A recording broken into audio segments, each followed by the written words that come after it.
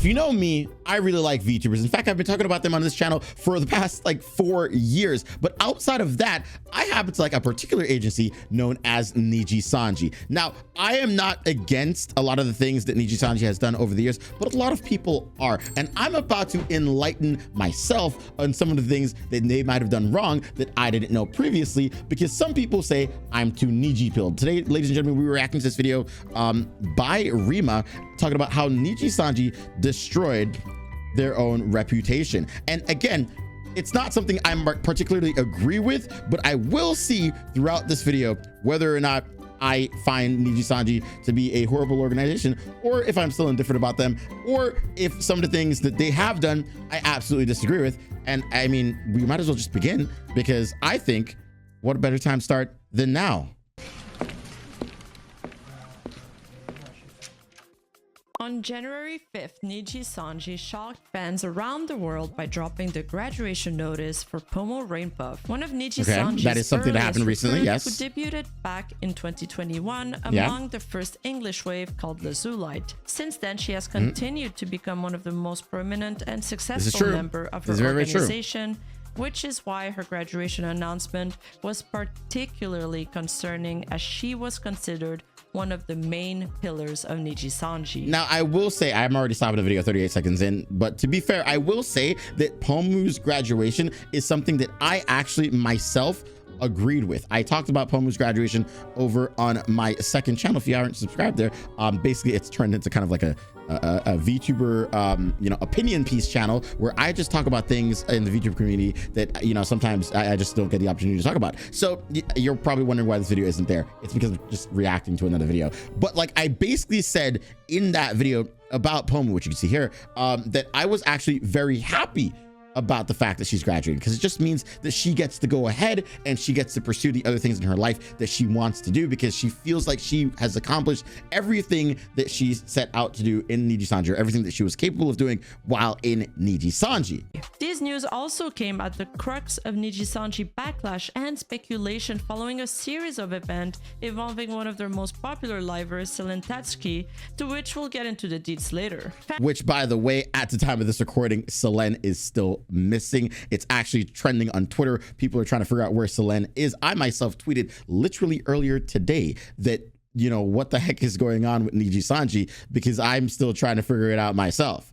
So I guess we'll find out. Felt blindsided by this announcement, who seemingly came out of nowhere. Pomu has cited that she wanted to pursue other creative endeavors as part of the reasons for her graduation. But was this announcement really out of nowhere, or were they telltale signs leading to this? When Pomu graduated, she unprivated all of her membership streams, and it got revealed that her management had turned down a once-in-a-lifetime opportunity for her. How do I put it? There was a really big opportunity that was offered to me. Okay. And I get why it wasn't accepted, but it's really frustrating that things weren't negotiated or anything. It was just... 5 days later, after this particular clip would start circulating online, Nijisanji management would reprivate this membership VOD. So, and the thing is, we don't really know what that opportunity was. I mean, everybody could just sit here and speculate what it was, but it definitely seemed like it was a big deal for Pomu and something that she wanted to do for a very long time. So, you know, maybe in the future we'll eventually find out, or maybe we just never will. But I will see, I will say I saw that happening on the timeline, and everyone was going, you know, bonkers about it. Do I necessarily think that Nijisanji isn't at fault for going ahead and striking down this opportunity? No, because at the end of the day, these are business dealings, right? And sometimes companies have relationships with other companies, and then things get complicated, and then they don't want to cross, you know, lines that shouldn't be crossed. And, you know, at the end of the day, it's just the reality of the situation is corporations will always suck. That's just the truth. Right? Like, so is Nijisanji one of those corporations that sucks? I don't know. I'm very indifferent about them. I do think that some things that they have done, I'm not very fond of, but I do like the talents, and I will see at the end of this video if I still like the company. Despite their company mission clearly articulating values such as be considerate, speak with honesty, and be sincere with your actions, on their official website, it's astonishing to observe the substantial backlash directed towards Nijisanji. The company had a promising debut, and it appeared back then that the CEO demonstrated considerable foresight during the company's inception. However, this foresight hasn't translated into positive public reception in recent years. It highlights a stark contrast between their auspicious start and the decline in the public perception of them over time. I don't think that Nijisanji's public perception is due to their own doing completely. I think a huge part about it has to do with, unfortunately, channels that are in the vein of talking about news in the VTuber community and videos like this. Not saying that it's necessarily a bad thing, but I'm just saying that, you know, when company does bad thing and people are constantly making videos about company doing bad thing, then the public perception is going to unfortunately decline. Now, did company actually do bad thing? Again, you know, that's left to be discovered in this video. I'm being completely unbiased until I find out, and I will tell you if I agree at the end. So let's find out exactly how this came to be. AnyColor was originally founded in 2017 by CEO Riku Tezumi under its previous company name Ichikara. He actually took a leave of absence from his university to launch the company at just the age of 21 years old. He was very, very young. He is 26 years old and his company is worth upward of $2.5 billion. He is very rich. As reported in October 2022, Riku is now worth more than $1 billion, making him one of the youngest billionaires in Japan. Which is insane to think. The fact that he is a 26-year-old billionaire, right? Now, I'm going to be honest with you. Being 26 years old, I thought that I knew what I was doing when I was doing the things that I was doing. But the reality of the situation is, being 26, you don't know anything. Like, genuinely speaking, you're just starting to figure out how to do things in life. Granted, he did make a $2 billion company at the age of 21. At 26, I think he's starting to learn from his past mistakes, but I still don't think that his brain is developed enough to understand how to properly do anything. Not saying that it's his fault that the company may have had bad reputation or it's his fault that things have gone bad, but I'm just saying that that is an excuse that is very valid in this situation.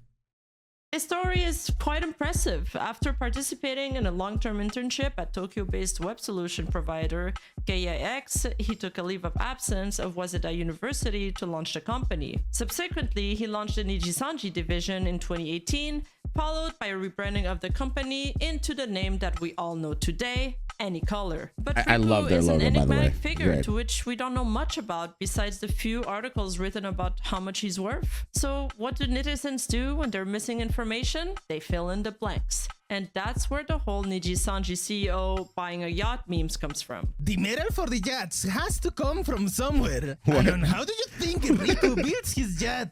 After all, what do young rich kids spend their money on? Yacht, of course. However, Riku has never flaunted or officially disclosed that he owns a yacht. Yes, I know, disappointing. But it's necessary to clarify that, as people clearly believe this to be true when it's unfounded. However, it is quite telling of the perception people hold regarding the leader of this company. It's good to note that Riku originally founded Niji with the purpose of promoting the use of live 2D models and streaming as opposed to the 3D format that was popular at the time due to Kizuna Ai. At the center of Niji's marketing push was a revolutionary tech, their custom facial recognition app, utilizing then the new iPhone's X, which could connect to a streaming software. Today, this technology has become the norm, but back then, it was brand new. If I recall, one of the first things that Nijisanji did do was they popularized the use of, like, maybe not live 2D, but using live 2D models essentially in some proprietary software that they had at the time, I believe, invented. I could be wrong on this, but that is the information that I remember reading somewhere on the internet. At this point, he aggressively sought out investment to expand his company and take a large part of the market share. In 2018, there were auditions starting for a Chinese branch in Shanghai and Taipei, which would result in the recruitment of 16 livers. This was a joint project made with a company called Capsule Inc. Unfortunately for Capsule, Niji would not renew their contract. Capsule would retain the Livers and change their name to V-Ego, but would shortly go under and close their doors by March 2020. But this would not deter Riku Tezumi, as he had other plans. Just a month after the end of the original Chinese branch in April 2019, the Virtual Real project would then emerge from a joint operation between AnyColor and the popular Chinese streaming website Bilibili, to which would be the beginning of a long-standing partnership with China. At present, Nijisanji boasts over 179 active livers across 2 branches, 145 members in Nijisanji's main branch, which I think is part of the problem. If I'm going to be completely honest with you, I've always said it, and I will always be critical about this point about Nijisanji, is that they have way too many members, quite literally way too many. I guarantee you that most of you probably don't know who most of the people in that last image were. In fact, we'll go to the next one. 34 members in the EN branch. You probably can only name half these people. Or maybe some of you can probably name all of them because you really like Nijisanji. But like, my point is, it's still way too many. I think Nijisanji needs to focus on the members that they currently have, and they need to stop expanding to try to gain new members, because I think a main issue that I think the company definitely has is that they don't know how to service the members and the community that they've already created. On top of the 67 members within Virtual Real, which I didn't even know they had 67 in Virtual Real.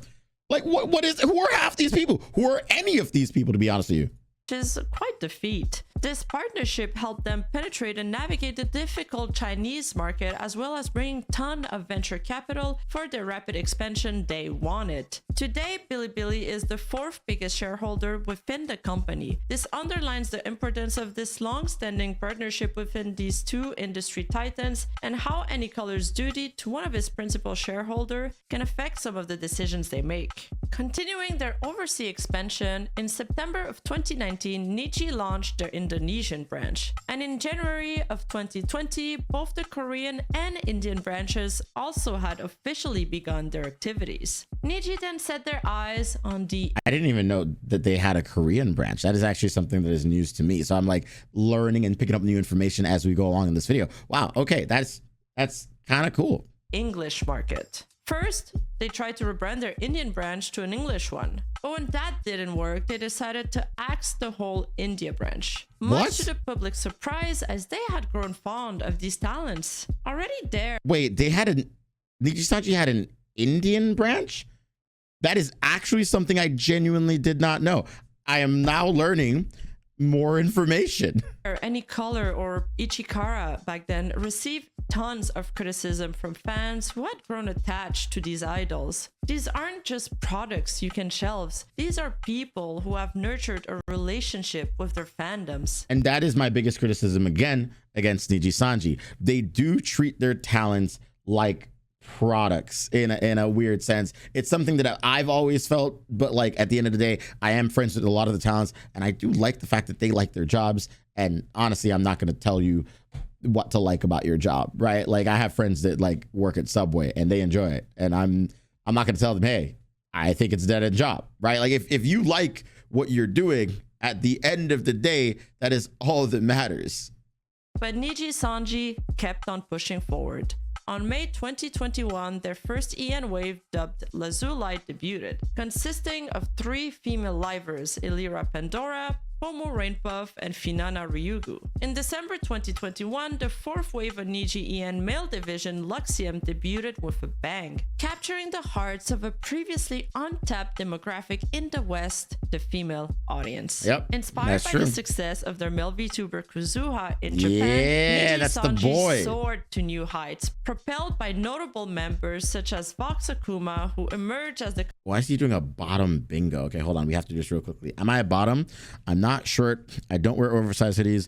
I can open jars. Yeah, I don't think I'm a bottom at all. I literally don't do any of the stuff here. Wow. Okay. Well, that's good information that was irrelevant to this video.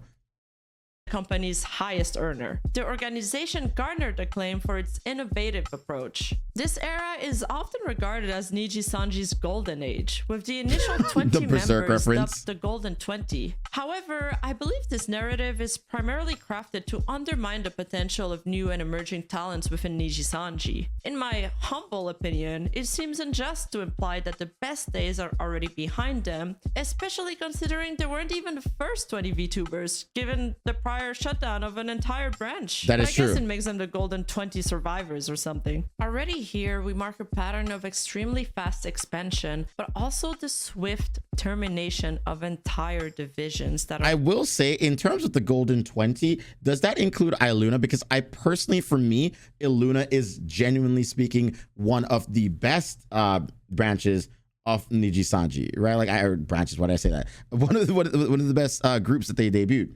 I think that you know, Iluna, Scarlet Yonaguni specifically, is just a wonderful, talented VTuber, and it, you know, biases aside, she's actually very creative. Everything that she's done within the company so far has just been, you know, leaps and bounds above what a lot of the you know, previous members have done. And not to say and undermine anything that they've done, it's just saying that, like, you know, she's great, and the people after Iluna have also been great in their own right. So I do just think that the fan base is being a little unfortunate here when they dub people as the Golden 20 and everybody else after that is just not as good. I think that's a little bit unfair, right? So again, we're 8 minutes into this video, and I personally still find no qualms about the company per se, except for maybe the fact that they shouldn't treat people like, you know, products. But at the same time, someone in my chat pointed out every company does that in general. So, you know, it's fair. Underperforming in the favor of focusing on more lucrative projects. The term shotgun approach has been used several times to describe Nijisanji's extremely fast pace at which they debut new talents. The shotgun approach is a marketing term used to describe the more is better mentality, meaning they kind of just throw a bunch of stuff at the wall and see what sticks. That is true. Its perk is to increase the odds of hitting a target when it's more difficult to focus on one. The VTubing community being so new and wide, it sort of makes sense why they would choose this approach over a more cultivated one. And this is something Nijisanji has previously stated in their quarterly reports. The cultivated approach, on the other hand, is the opposite. It's a thoughtful, focused, and deliberate strategy of creating and marketing new products. That is true. The product in this case being VTubers. This approach is also highly popular in idol groups such as AKB48, where the strategy is to create multiple groups of the same branch in several countries. The AKB48 group is the highest earning musical act in Japan's history. So perhaps there is some validity to that strategy, although AKB has more than 90 members across various groups, and Nijisanji has well over double that amount. I will say I've never been a fan of idol culture. I know some people out there absolutely love and adore idol culture, but I've just never been a fan of it. But there's something to say about it. It somehow works. I will never understand. But then again, I'm not a business major. But for now, everything appeared to be going well, but this trend in Nijisanji's business practices continued. Slowly but surely, the once vibrant and glossy facade started to show signs of underlying cracks. First, it started when Nijisanji decided to absorb the Korean and Indonesian branch into its main Japanese branch. The livers were pretty much given the choice to graduate or continue with them. Those who could speak Japanese fairly well stayed and adapted, but for those who felt like it wasn't worth it anymore, they just left. There isn't many Korean or Indonesian streamers left into Nijisanji nowadays. And while public opinion mostly swayed towards agreeing that the Korean branch merge was for the best, as they came with allegations of mismanagement and allegations of bullying within the branch, this was due to some weird power imbalance that pre-existed before the Korean branch was even a thing. So they came with a lot of baggage. There's a lot more to this story, but unfortunately, it's very muddled and we won't have time to get into it today. But it probably was for the best. But the merger of the Indonesian branch, on the other hand, generated discontent among the public for several reasons. Firstly, there was a concerning trend of Niji ID members gradually leaving, with a significant number of graduation one after the other. Additionally, the branch faced issues of neglect, experiencing a decline in support that left members almost unsupported. Instances like Mika stating that it didn't matter what she said as the manager wasn't watching her streams anyway reflected the diminishing engagement. But the concrete evidence... That is actually concerning for certain, because I've seen jokes, I've seen memes on the internet, regardless of, you know, what I say at the end of the day, but I've seen too many people, even the livers themselves, say that, you know, management is a bit of a mixed bag when it comes to Nijisanji. In fact, the jokes as they put it on the internet is Nijisanji has managers. Like, people are always questioning if the company even has enough managers to manage all of their talents. We've seen stories before where some previous talents have stated that they had one manager for 5 people, which is not necessarily a bad thing. It's just, even then, that one person could not house all of those people and you know, respond to them in a timely manner and basically, you know, help them with the content ideas and things that they wanted to do. So does Nijisanji's problem, I ask, start with maybe they expanded too quickly and they have too many eggs in their basket? Or are they not hiring people who are capable of managing these talents? Because the reality of the situation is that when it comes to managing talents, that is still a very, very new job market. I have a manager myself.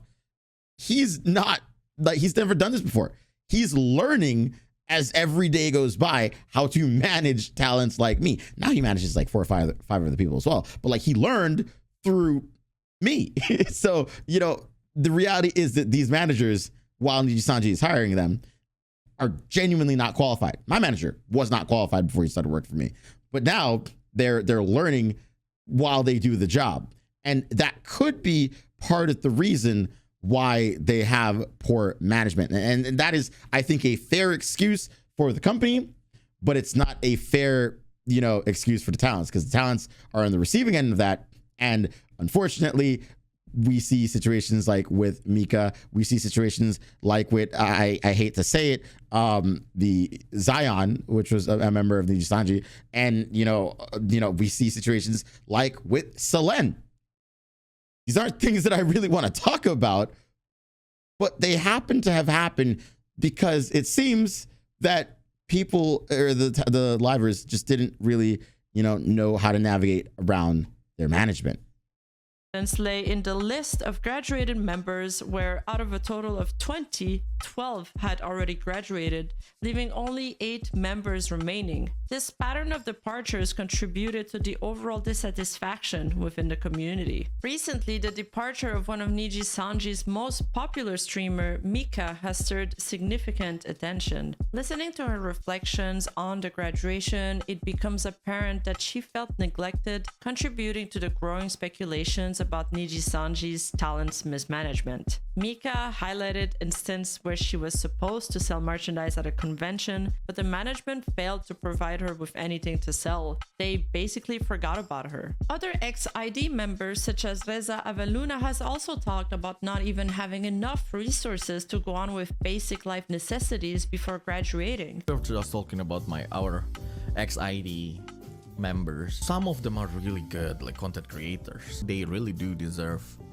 more support, and one of them being financial. Everything is about money. If you have an idea for a content, if there's no money for it, you can't make the content. That's true.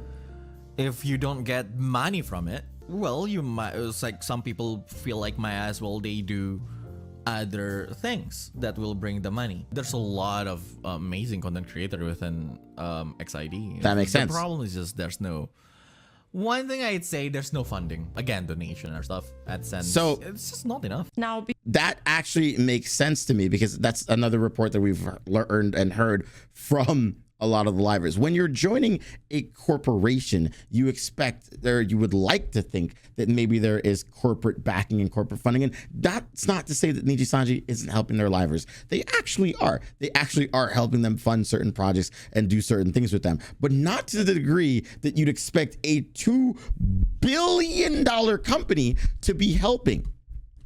And I think that is a fair point. So, you know, in regards to public perception, it makes sense that people just don't like that part about it, that's where the memes come about people thinking that the CEO is buying yachts. But I, again, don't think that's happening myself. It's just, you know, where is the money going?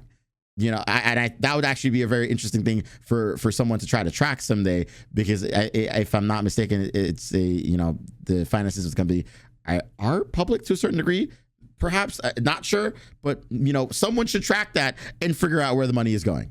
Before you say, but Rima, why is his experience so different? Many other livers have talked about enjoying their time within the company. Look, these VTubers have what we call a survivor bias. Survivor bias occurs when we only consider successful outcomes, ignoring those who failed, leading to a distorted view of reality.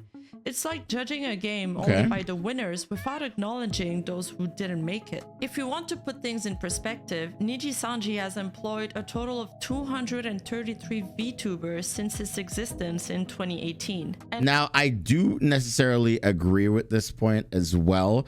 I think that survivor bias is a real thing because, relatively speaking, when you think about it, a lot of the people that got the success that they have now in Nijisanji, they obviously they applied, they got the job, but before that they didn't know what success was for a few of them, not all of them, but like, you know, I think a few of them, they didn't know what success was before. And because those people had never really known anything better, getting into Nijisanji for them seems like it's the best freaking thing on planet Earth. Now, how do I make this weird assumption of mine? Well, I'm from a third world country called Belize. I live in America, which is regarded widely across the world as one of the worst countries to live in. But I'm from Belize, which is worse than America. So for me, America is the best country in the world. For those livers, being in Nijisanji is the best thing that has ever happened in their life because they haven't known anything better. And I think that that's just what it comes down to at the end of the day.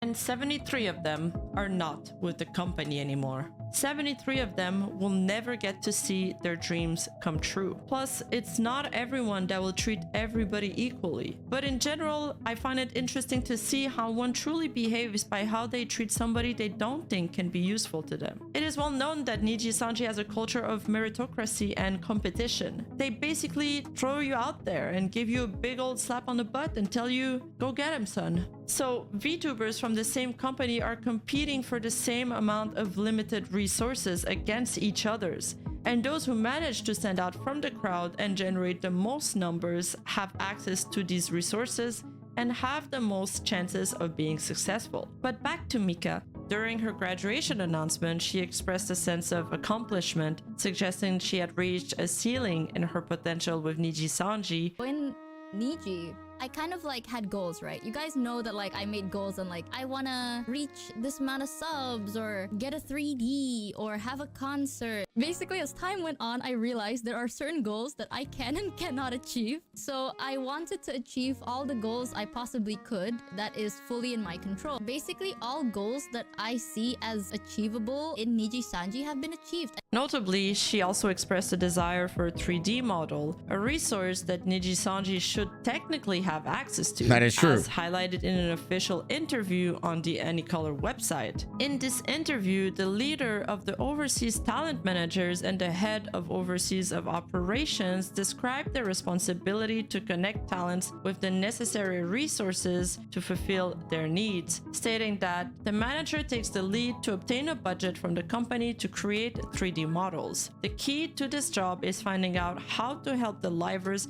maximize their self-expression. So if it's the manager's job to take the lead to obtain budgets from the company to create 3D models, why was this not done for Mika? We don't know. But why is that not done for more of the talents, actually, is the better question right now.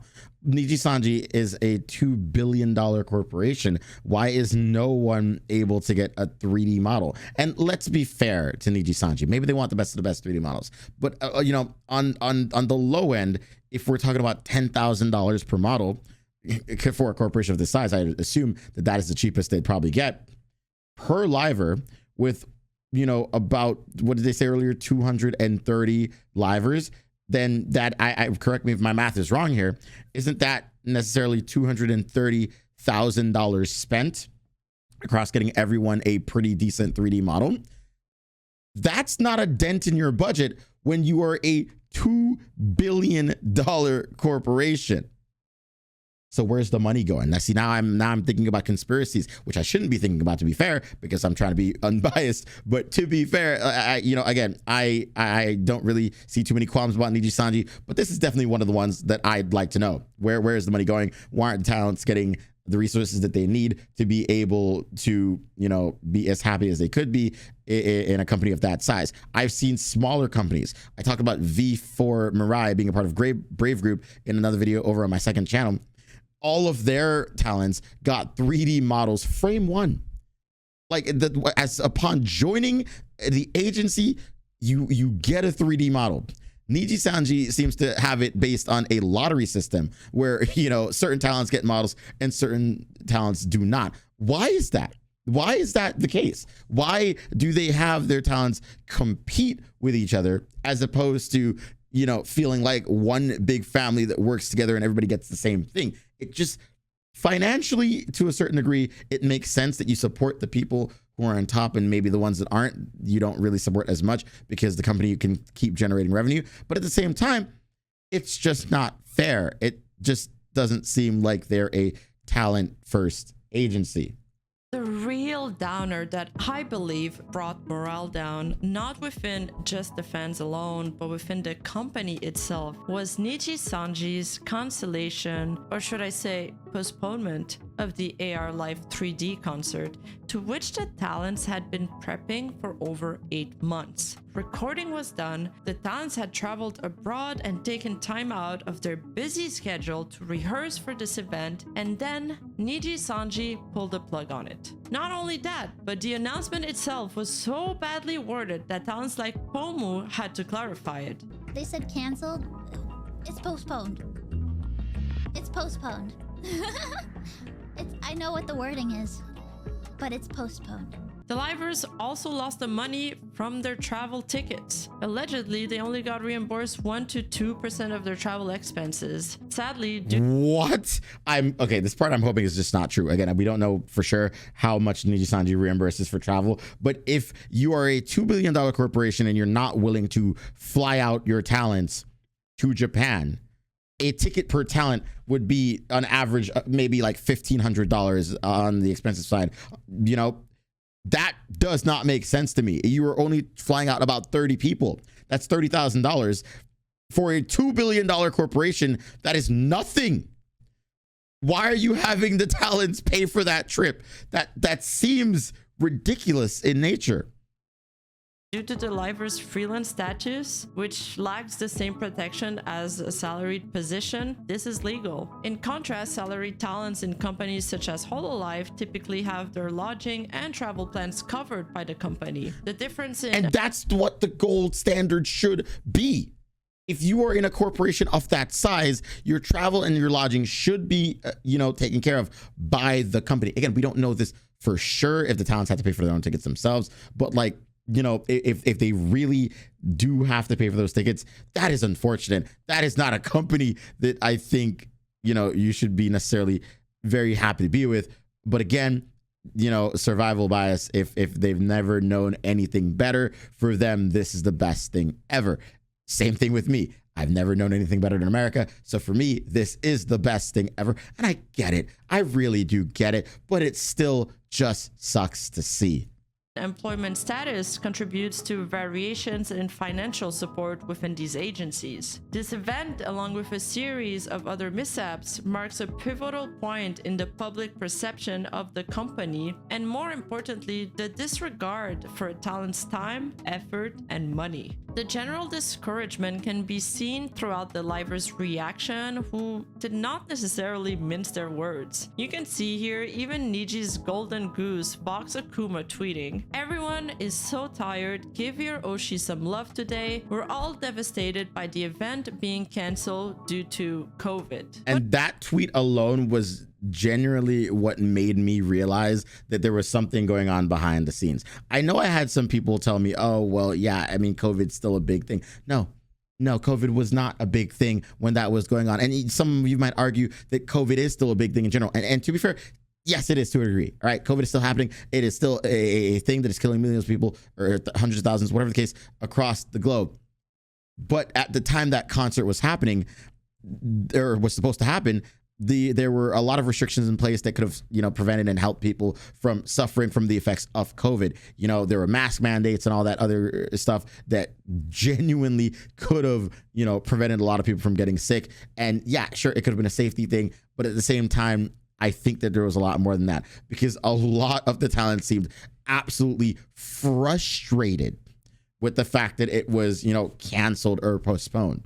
And, Vox's tweet alone told me that was just an underhanded tweet at the company, because it was definitely not due to COVID, but at least, he tried to make it clear to people using COVID in quotations that, yeah, we're mad. They're saying it's COVID, but that's just not the case. Putting COVID in quotation with a skull emoji should tell you all you need.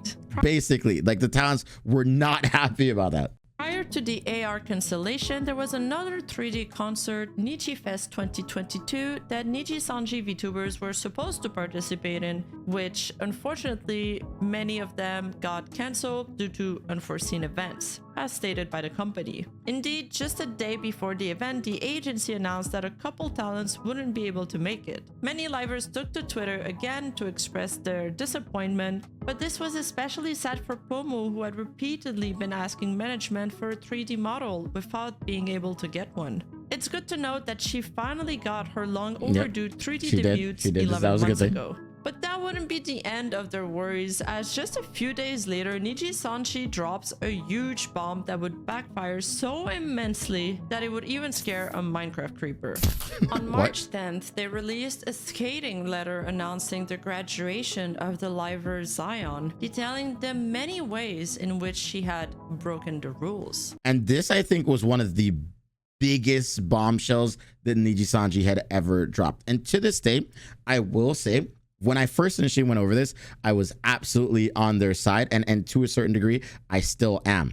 I have talked to the talent behind Zion past this, and I've stated very clearly that some of the stuff that they've done was a little bit ridiculous. But I also do think that this is a two-way street, with Nijisanji throwing shade at Zion when Zion threw shade back at Nijisanji. It turns out that they were both at fault, but Nijisanji didn't make that clear in their statement.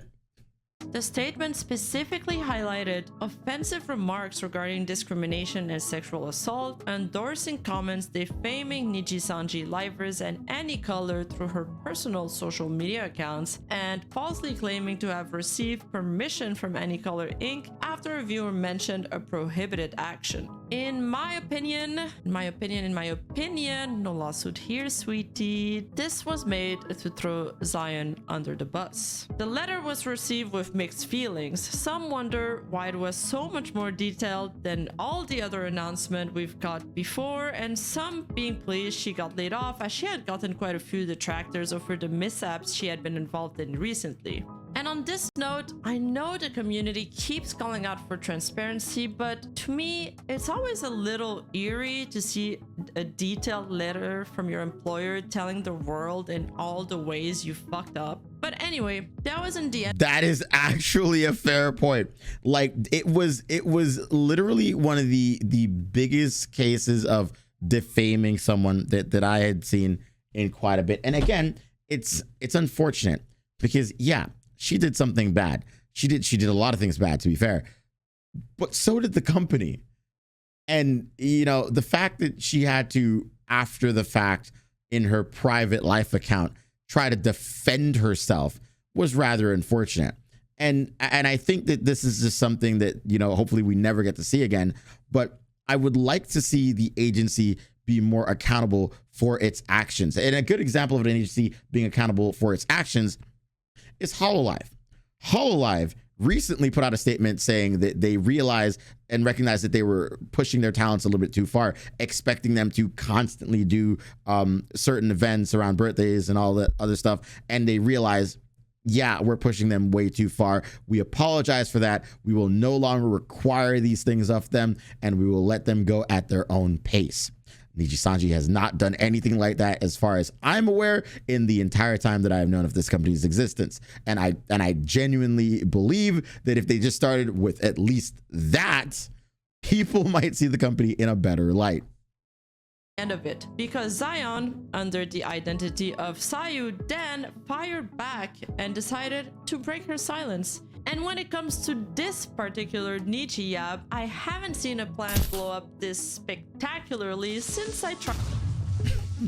Indeed, in her tweet longer that she released to defend her name, the public made some startling discoveries that would change the way they perceive the company forever. In the disclosed document, several disconcerting revelations emerged. First, Nijisanji's management imposed restrictions on livers' social media use, including prohibiting the use of their past live Twitter accounts and locking them out of their main accounts during suspensions. This even led to penalties when Zion accidentally liked a reply while browsing. Second, the revelation that Nijisanji livers were not salaried. Indeed, in an interview, when asked about a monthly salary, the response was, "No, but I can tell you that if you sign under us, you'll make more than you're making right now." Which I think is a ridiculous sentiment to make.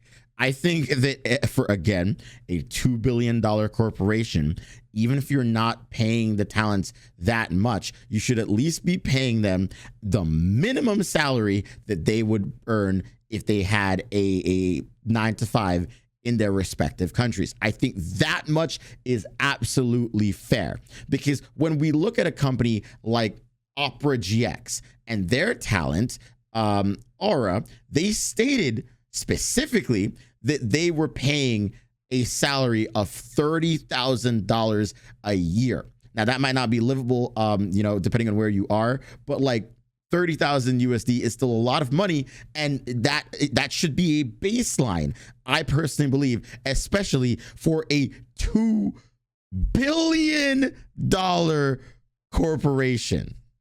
This lack of guaranteed income structure, especially during debuts, is unsettling. Low salary. We also get money on voice packs and stuff. So I can't really say if it's low salary or not.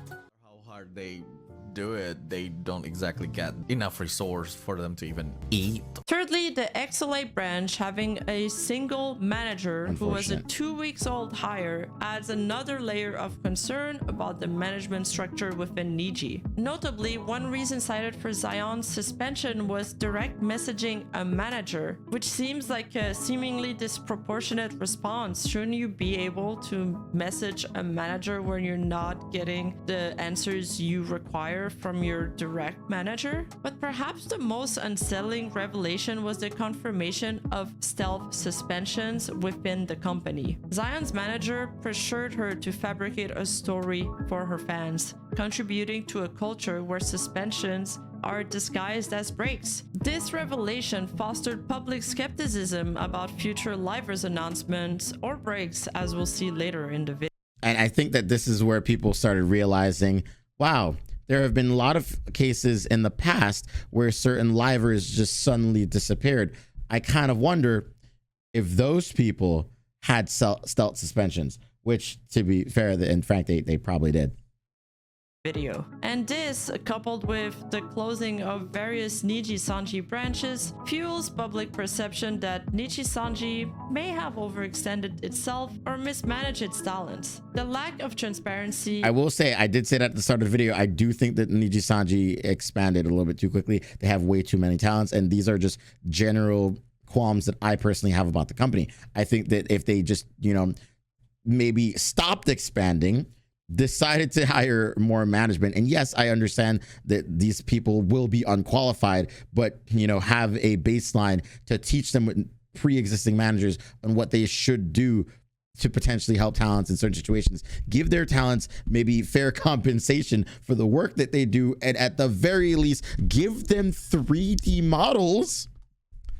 I think that a lot of these issues could be solved and the public perception could go up. But again, at the end of the day, we don't know where the money is going. But if someone were willing to make a video where you follow the money, I would definitely like to see that. And I would definitely love to know what is happening here.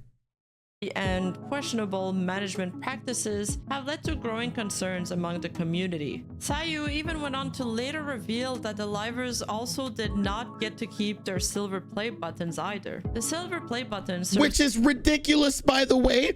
I'm a YouTuber. My silver play button is literally right there. If you're looking at where I'm pointing right now, that is mine. I earned that. Okay, I have 100,000 subscribers on this channel, so I got to get my play button. Why would you just not give your talents their play button? You know what's so ridiculous about this? The silver play button is free. To get your talents a extra silver play button, by the way, because if you have a team on YouTube, YouTube allows you to get your team as many copies of this play button as you potentially want. Do you want to know how much it costs? $150 US. Not a joke, by the way. If you want to get an extra copy, if I wanted to get an extra copy of my silver play button, all I have to do is message YouTube and say, hey, I want an extra copy. I pay them $150 and they'd send it to me. That's all they had to do. Pay $150 for each of their talents that earned it, send it to them, because they wouldn't have to pay that shipping fee. YouTube would just cover that with the $150. Bada bing, bada boom. Your talents have a play button. What is the big deal with that? It's ridiculous. As a token to celebrate a creator's achievement once they reach 100k subscribers. And during a stream, she stated, I don't believe anyone there gets to keep or receive play buttons because it is the company's, right?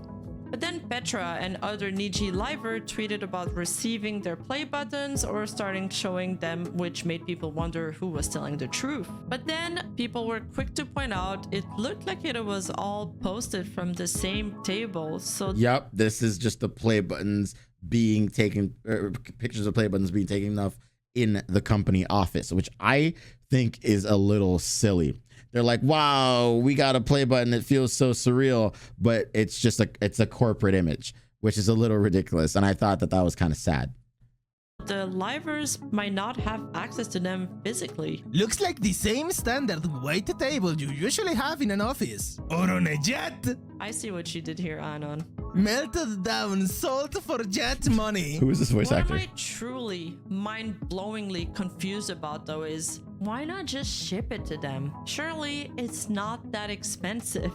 They're worth billions of dollars. It's Surely true. that won't make any color go broke, right? But I guess this is just one other thing that the VTubing industry won't ever reveal. Another example where fans were highly skeptical of the company is when Nijisanji VTuber Kyokaneko apologized on Next just one day after stating solidly that he would not apologize for a joke he made. I do understand that will upset people. However, I do want to say, I stand by what I said earlier when I say I don't believe that is racist. I really don't. I hate to break it to you, but I don't believe that's racist. And I think you coming at me and assuming that it means I'm a racist or that is racist is you're creating a conclusion based on my character about something that you don't really understand the full scope of based on an out of context clip. I still don't agree that it's racist. Now, I will say Kyo is you know, someone that I know personally.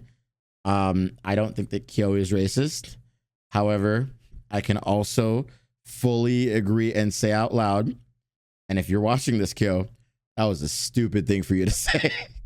Genuinely speaking, like, how could you be dumb and say that? Like, really, I would tell you this to your face, and I'm sure you're aware of that, but like, it was kind of a dumb thing. It was kind of a dumb thing to say, let's be real. But yeah, I'm glad that he apologized after the fact, because it was a little silly that he just said those words and really sat there and stood by them for as long as he did.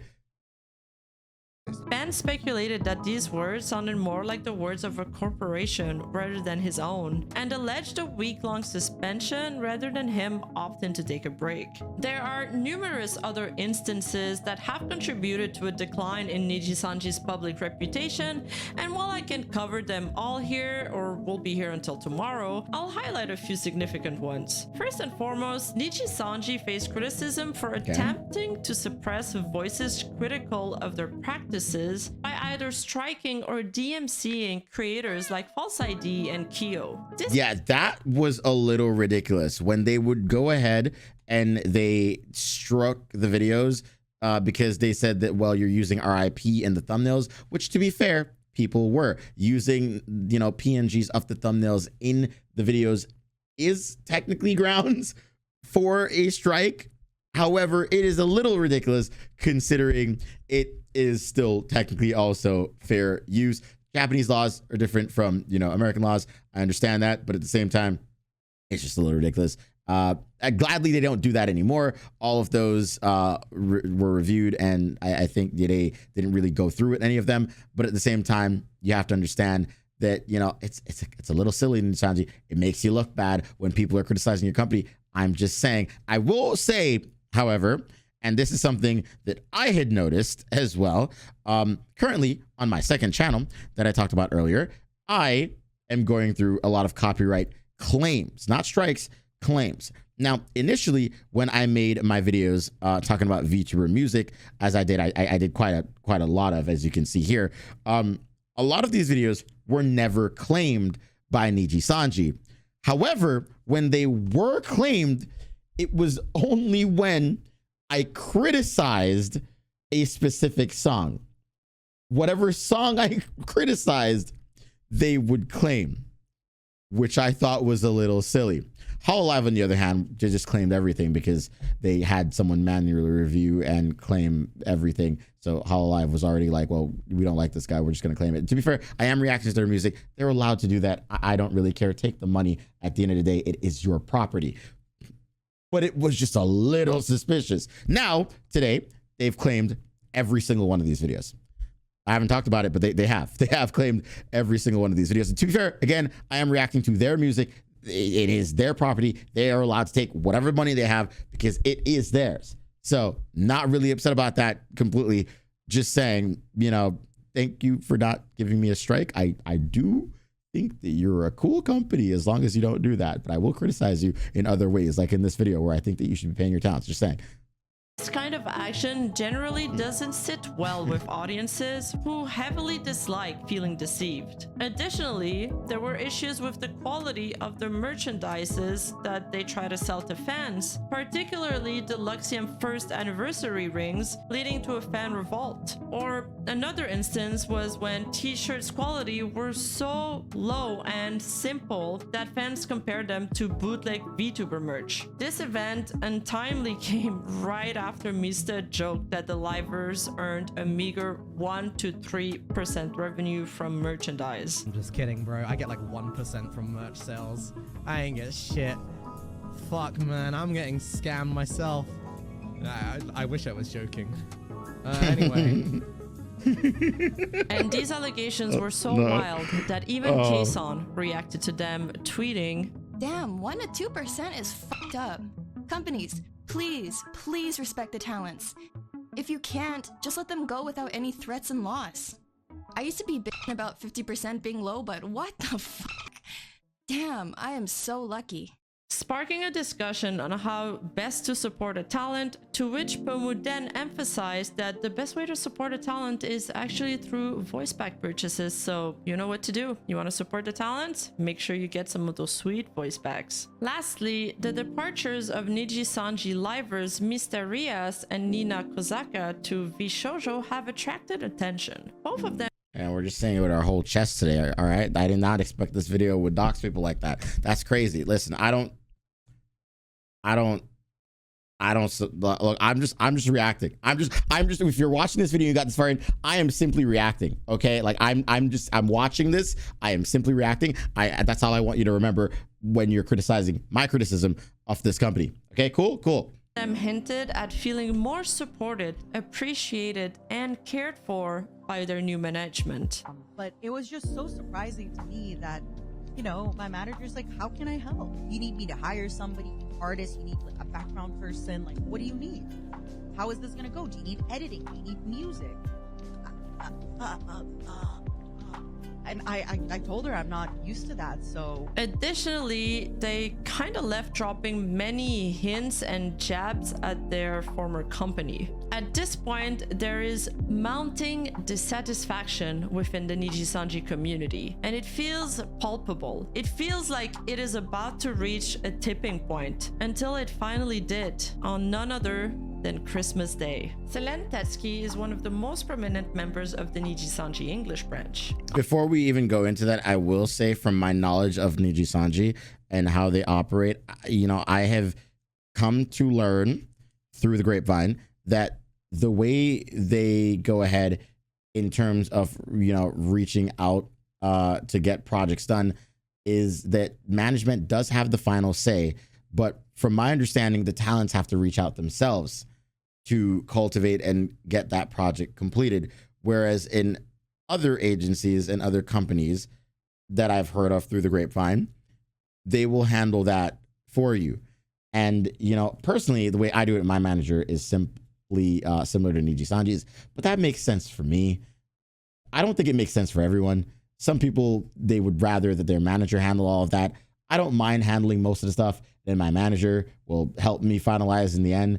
But yeah, it's a little unfortunate that Nijisanji does not offer the alternative option the way that a lot of the other agencies do, because I have come to also learn that a lot of VTubers expect that their managers will handle 90% of things for them, which I think is ridiculous. By the way, you should not expect that at all. You are still a person in the day. You should still handle your own things, and you should not expect that someone else will do everything for you. You are responsible to a certain degree, but it does feel nice to have the help. On Christmas Day, she released a cover song called Last Cup of Coffee, which was later privated by Nijisanji in the following hours. This song was a collaboration with all her fans planned as a Christmas gift for them for several months, and a video she personally invested up to $15,000. The privatization came as a surprise. Selene Tetsky took to Twitter, formerly X, or is it the other way around, to encourage people to re-upload and share the song as she wasn't allowed to. Speculation then arose regarding a copyright issue, but this couldn't be the case as Selene had obtained permission from Lily Peach's producer to cover the song. Because we were like missing the producer approval, and then so like I actually reached out to the producer because I realized like we had like mutual like followings, and then I was like, hey, can I do a cover of your song? And I personally think that this is actually where the issue stemmed. I think that like, this is just me speculating again, but I think that this might have been the reason, because like I would imagine that Nijisanji's management wanted to be able to finalize this for her, but when they weren't doing that, Selene decided to reach out herself and get it finalized. And then when they found out that she had messaged them, they were probably like, whoa, why did you do that? And got a little upset. But maybe that's not the case. I could be very wrong about this. I probably am, to be fair. And it sucks because it was a good song. I've listened to it. I talked about it in my video on my second channel. It was great. And it's unfortunate that the world doesn't really get to hear it from Selene's perspective, aka on her channel.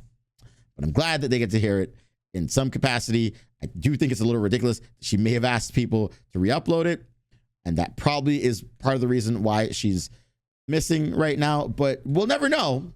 Maybe we'll find out eventually. Who knows?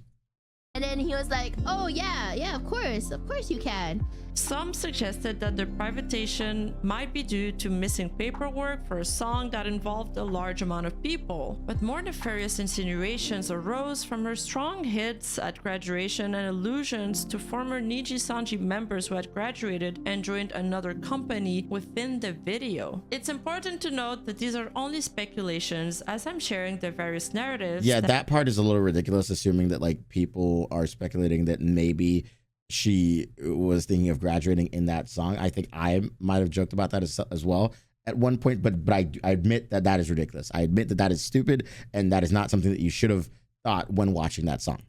That have been circulating around this event. Adding to this intrigue, Selene's Nijisanji's colleague Millie Parfait commented on the post, raising questions about final approval before releasing the video. This shifted the conversation toward potential approval issues. Fans, dissatisfied, reached out to Nijisanji customer support, receiving a generic corporate PR response, confirming that it was indeed an approval issue. But this response was not enough to convince the mass majority of the already suspicious fan base. In fact, the Millie's response threw oil on an already burning fire of discontentment. Fans wondered why this wasn't settled privately in DMs and felt that it was performative. Whether this was Millie's attempt to quell the flames of speculation and backlash against the company they all work for, or perhaps it was a genuine attempt at understanding the situation, the general public didn't perceive it positively. And all hell broke loose with the different factions fighting each other online. And she received backlash for potentially siding with the corporation and throwing her colleague under the bus. Which I also think is very ridiculous, to be fair. But also, I will say, if there's something that I've learned about Nijisanji fans, and it's not something that I necessarily see anywhere else, okay, well, that's not entirely true already, but like, I don't necessarily see it too much outside of Nijisanji, is that I have noticed that the Nijisanji fan base fights with themselves far more than I've seen any other fan base fight with themselves. And I will say Hololive's fan base does fight with themselves in regards to Gura mostly, but like outside of that, it just I want to understand these people and how they operate and how their you know, parasocialism affects how they perceive certain livers you know, actions to be and feel like, you know, something that they have a, I guess, inkling of responsibility over. Hopefully I'm making sense here with that, but you know, we've seen it before with like Vox and his community, which to be fair, he's addressed now and walked back a little bit, thankfully, because that was getting a little bit weird. But like, I do genuinely think, and I like that, you know, people are very, you know, connected to their Oshis, but also maybe don't be as connected as you are, right? Like walk back a little bit, okay? And recognize the separation between you and the talent, and you know, maybe these things could go a little bit easier if, you know, you give them room to breathe, if that makes sense. I'm just saying that Selena will be back, I hope. In either case, it didn't look too good. And the reason why was because fans were already so frustrated. This video privatization came after a series of events this year where many of Selentatsuki's projects were either interfered with or straight up shut down by management. The first instance was when the management shut down her Fall Guys tournament, and she was then informed that she wouldn't be able to organize any more international tournaments moving forward. No explanation were provided for these decisions, by the way. As stated, there will not be any more international events organized by me. I'll still be able to participate in international events and organize other events, but it'll be for EN only. I know a lot of fans were looking forward to the Fall Guys tournament, and I didn't want to leave people in the dark, so I wanted to rip the band-aid off that has officially fell through in the end. I messed up earlier, tweeting about my excitement and starting my plans with organizing the tournament, as I assumed my old approvals for it was still in factor, since I've been in discussion for it before the Puyo Tetris tournament, but I did get in trouble since it wasn't finalized for the new date when I thought it was. And in another and that is absolutely unfortunate, right? Like if there's anyone whose wings I've seen clipped more in Nijisanji, at least very publicly, it definitely is Selen's, because again, I've addressed this in another video on my second channel, but I do think that Selen is a absolutely creative person, and it sucks to see that management keeps stopping her every step of the way. And you know, I get it. You're a corporation, you have a lot of moving parts, but you should be supporting talents like Selen, who are very creative in nature and want to do very, very cool things. And it is unfortunate that that doesn't seem to be the case. And maybe it comes down to Selen not being patient. But at the end of the day, I don't think that the punishment fits the crime in the scenario when it comes to just her. Like, I just think it's unfair. I think Selen deserves a lot more support. I think Selen deserves better. Instance, about a year ago, Selen voiced her frustrations at the slow process of approval within the company and rule changes when she was organizing an art contest with a prize pool of $5,000. Because of the very slow process and rule changes, she had to rush her art contest. Not only that, but had to fight for her to be able to give out a prize money out of her own pocket. Which again is absolutely ridiculous. We talked about this. $2 billion corporation not willing to spend $1,000 on a prize winner for this art contest. Sorry, they couldn't hire a lawyer to draft up a contract for this and quickly do this. It feels a little strange to me. I would like, once again, for someone to follow the money. I think that if we ever got a chance and someone made that video, absolutely did a deep dive into where Any Color is actually spending their money, I would love to see why is it that the talents aren't being supported in ways that they should be, and where that money actually ends up at the end of the day. Got a little bit frustrated because they changed their rules with how illustration contests are hosted, but they didn't tell me about it. But in the past, I was allowed to give you guys a month now, but my ticket might expire. Will expire if I give artists a month now. So I'm still setting it up at the moment. Still waiting for management stuff, but like, I really don't want to rush artists, but literally the only time I'll get another opportunity to get another outfit ticket is like a long time. And that's the other thing. The fact that outfits are on a lottery system. You have to hopefully get a ticket to be able to change outfits within the company, because they make you raffle it out, and you have to, like, you know, get lucky to be able to even have a new outfit, at least in a certain degree. That's very silly. I don't think I approve of that way of running the business. I'm not a business major, but I just don't think that it's fair. And again, these are just a few qualms that I have with the company. But at the end, we'll talk over all this. In my opinion, the whole song release was a complete PR disaster. Not because the song was halted, but because it went through all the release steps. Only after being done, promoted, and then published did management finally bring it up as an issue. This recurring pattern highlights the significant issues within Nijisanji, where there's a disconnect between different parts of the organization. Again and again and again, it seems to be their biggest issue, where the head doesn't know what the tail is doing. From a consumer standpoint, the company seems fragmented and lacks communication, missing the premium feel of a well-oiled machine. And I truly believe that fixing these operational issues would go such a long way, as it would address most gripes people have with the company. However, what happened after took an eerily bizarre turn. After that tweet, Selene became completely absent from social media, missing out on a few planned collaborations. More recently, Nijisanji had to cancel her appearance at Anime Impulse, with the event having to offer refunds to the affected fans. But shortly after, Selene tweeted from her main account saying, "Thank you to everyone for the support since I've been gone. I'm discharged from the hospital and my parents are helping me after my accident. Thank you to my Dragoons for all the kindness and support. I will keep trying my best in the new year. You are what keeps me going." And then followed that tweet with, "I apologize for the silence. I've been in the hospital after an accident and will be staying there for a few days to be under supervision. I just got back access to my phone yesterday."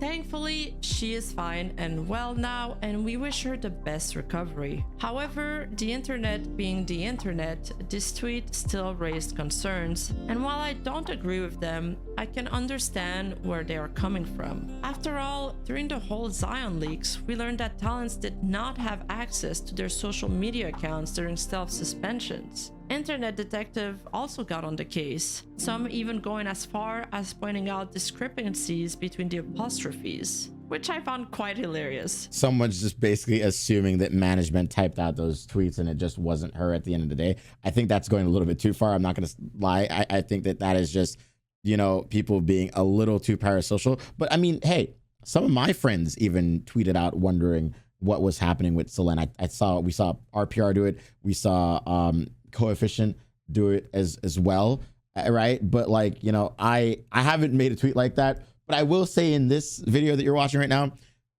I'd also like to know. I think that as a company, you know, if Selene is fine, and you see all the chatter about people wondering where Selene is, it's a little weird that you, Nijisanji, haven't made a public statement saying that she's fine.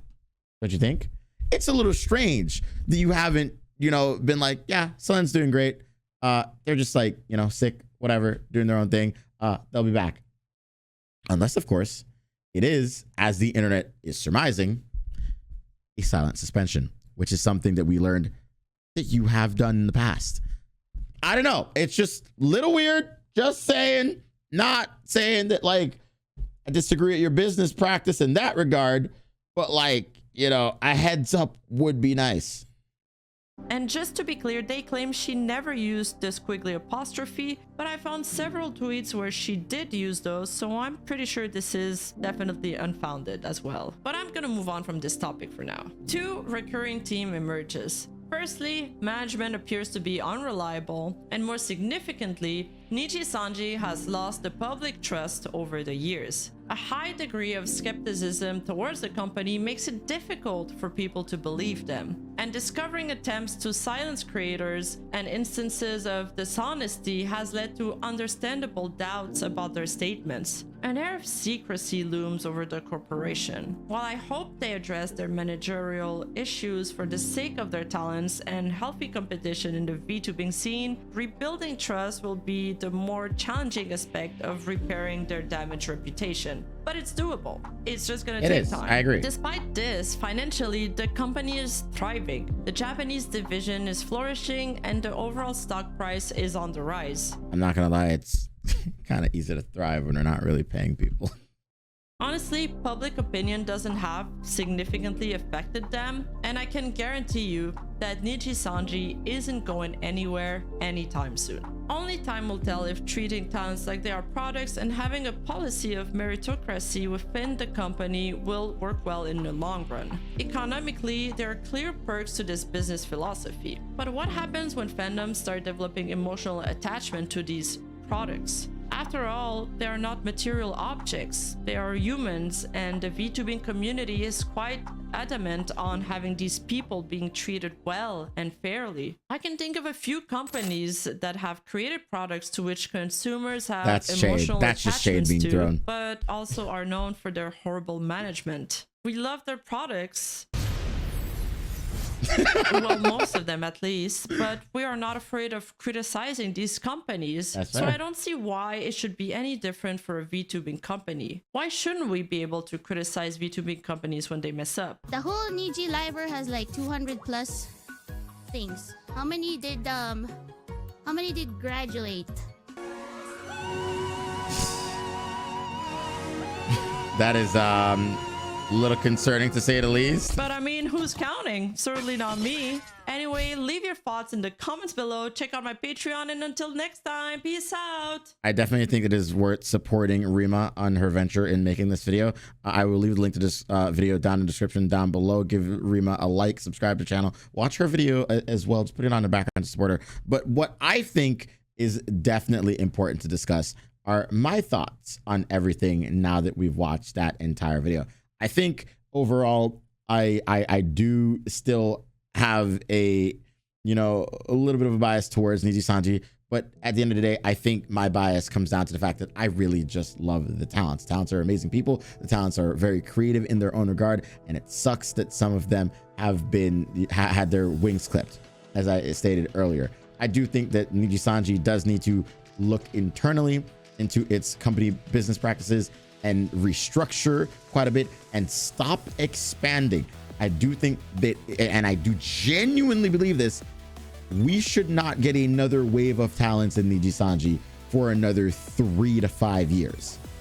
I do believe that. I think that they need to focus on the talents that they currently have, work on fixing the relations that they have with those talents and their managers, give support to these people in the ways that they deserve, maybe actually give them more support in areas that they haven't had before, for instance, financially, and or with better management. Train a managerial team to understand how to work with talents who, to be quite frank, are very difficult to work with. But let's be fair, creators are just not the easiest people to talk to and work with, because we're very forgetful. We'll never respond to your DMs in time, and quite frankly, it's just rough talking to us in general.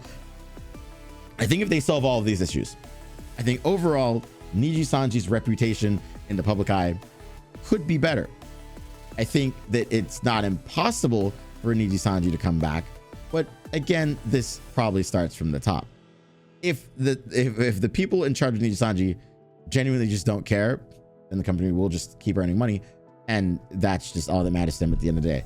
But you know, if they focus on these very little things, I think that the company could thrive for even longer, have a more sustainable business, because their talents will love them forever, and you know, publicity will just be better because, you know, people will continue to say nice things about them instead of negative things that they've been saying on social media very, very often, including today and probably in my comment section. So anyway, Nijisanji, balls in your court. Let's see what happens. Thank you for watching this video, guys. I hope you enjoyed it. If you want me to talk about more issues like this in the video community, I probably will from time to time over on my second channel in a more like opinion-based format. This one is more of a reaction-based thing. So I'll see you guys on either channel, and or if you want to see me stream, I stream on my Twitch. That's twitch.tv/Evanit0, and I will start streaming here on YouTube as well. Hopefully we see you guys in the future. Peace out. Take care. Love you all. Bye-bye.